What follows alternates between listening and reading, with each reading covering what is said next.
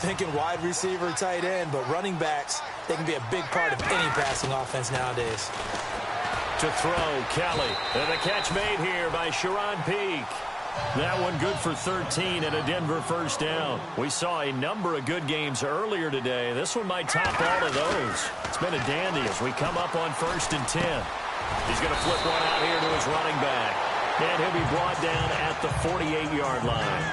They'll give him 8 on the play, and it'll make it a 2nd down. Everyone's got to be able to catch the football. Doesn't matter what position you play, but if you're on offense, be aware a ball may come your way. To throw is Keller, and incomplete there. A nice hit, jars the ball free, and brings up 3rd down. It's a lot of contact going on there, and in the end, unable to keep 2 hands on the football and bring it into his body. Everything looked pretty good until the finish. On 3rd and 2, Keller. And he comes back with one complete. And he's able to get it to the 31, and that's enough for the first. 17 yards for the Broncos there as they've got themselves a first down.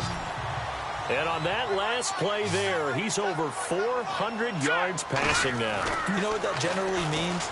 Success. That, and it means you really didn't miss opportunities. Usually very accurate.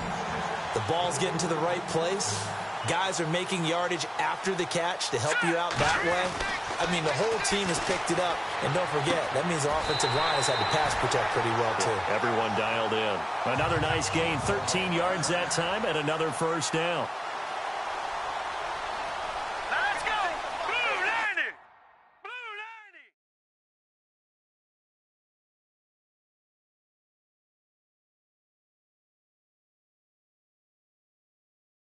Check 56.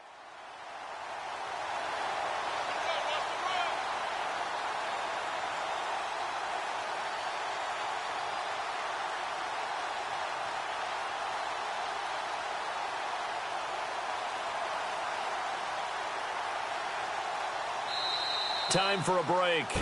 We'll come back and see how it all shakes out after this.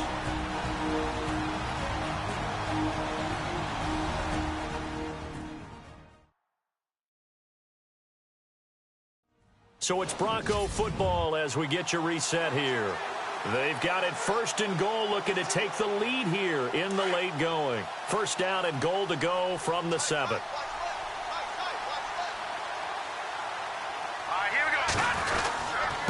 They run with Logan, and they'll be driven back here, losing yardage to the 9.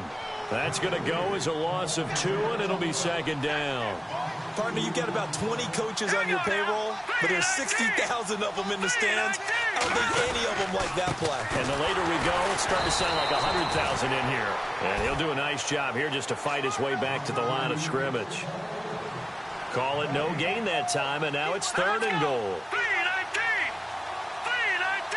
3rd and goal now. Maybe the offensive coordinator thinking blitz here. And he'll be brought down this time at the 5-yard line.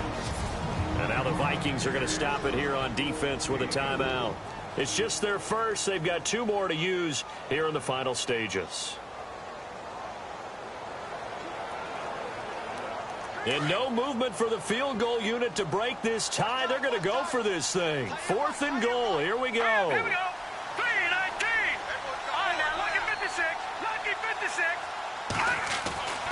Back to throw. Kelly. And that is caught. Touchdown, Denver. Hey, that score deserves our respect, deserves our excitement. But I'm looking at the clock, and I'm thinking, there's a long way to go in this one. Ideally, they would have liked to milk a little bit more time off. Now, on the other sideline, you start to get the crew together and say, this is what we practiced the 2-minute drill for, right? Yeah, you hope you've been in that situation before, and if you haven't, you just have the confidence, hey, let's go down there and get this thing done. But boy.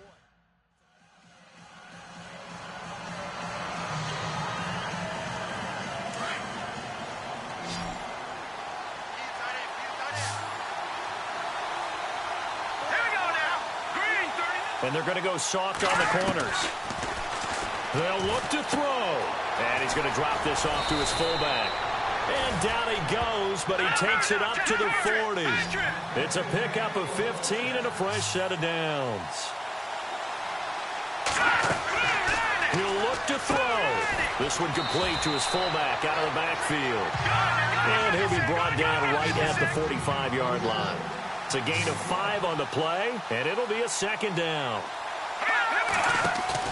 Back to throw. He's got it complete to Diggs, right side. And he is in as they have tied it late here in the final minute of the fourth quarter.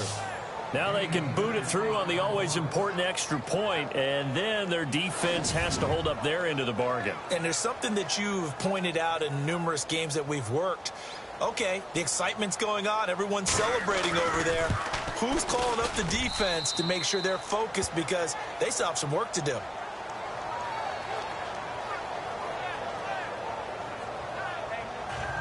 Boswell on now to kick this one away. This is fielded at the goal line. And he'll take this across the 25, a couple extra yards up to the 27-yard line. The Broncos offense now gets ready to head back onto the field. They only need a field goal. Obviously, the clock a huge factor. They'll be watching that. What do they need to do here, Charles? Your sequence of plays has to get you out of bounds. Completions, get out of bounds, gain some yardage. Then when the clock hits 7 seconds or left, now you get a decision. Are you in field goal range, or is it Hail Mary time? Because from 7 seconds down, you don't want to take a shot that you're going to have another play. We'll see how they handle it. This defense has watched their lead dwindle away. This is where they really need to bow up. They executed well there. And it's often hard after you've played really well early and then you kind of relax a little bit to step on the gas again. They just did it on the last play. Looks like they want to finish this one off. Solid gain of 18 yards and a Denver first down. That's what they need right now. Get the first down, get out of bounds, stop the clock. Just playing smart football, understanding the situation, making the plays now.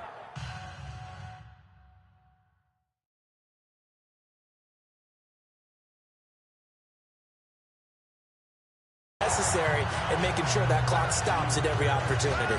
They got exactly what they wanted there. Out route, catch, get out of bounds, stop the clock. And I have to criticize defense here because you know the situation. You want to keep them inbounds and have the clock run. So I'm sitting on the outside portion of the field and not letting them throw an out route. Throw anything inside and I'll make the tackle. An out route? That's not the way you're supposed to play it.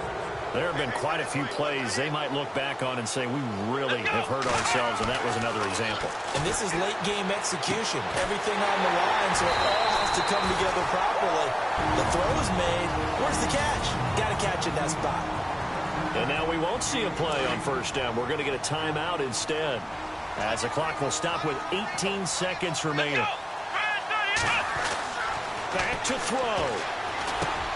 Throwing for his running back, and he's got him complete.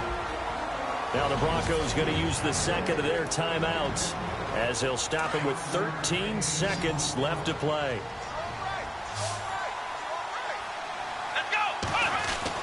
He's back to throw. Buying time to his left. And some space here. And he is out of bounds, just a yard or two shy of the 10. Nowhere to go downfield, but he's able to get out of bounds and stop the clock here with a first down. Late in the game, defense trying to avoid a big play. He's able to work out of the passing game, turn it into a run, pick up the first, and stop the clock as well. And you know in this situation, everything is sped up. The intensity, the thinking, everyone's movement. But for a quarterback, he has to continue to be what we call a flatliner. Level in everything he does and read the clock, feel it in the pocket, and go at the appropriate time. Throwing, Hundley. And that is incomplete. 2 seconds left on the clock. That clock had run awfully low. Now, obviously, no hesitation. Bring out the field goal unit. Try to win it. And no one happier about that clock stopping than the field goal unit. Now, they can take their time, get set, and try and execute what they need for the game-winning field goal.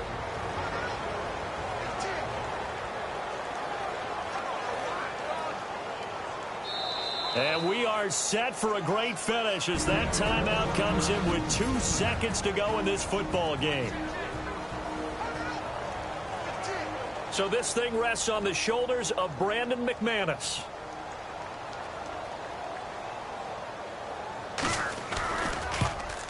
And no,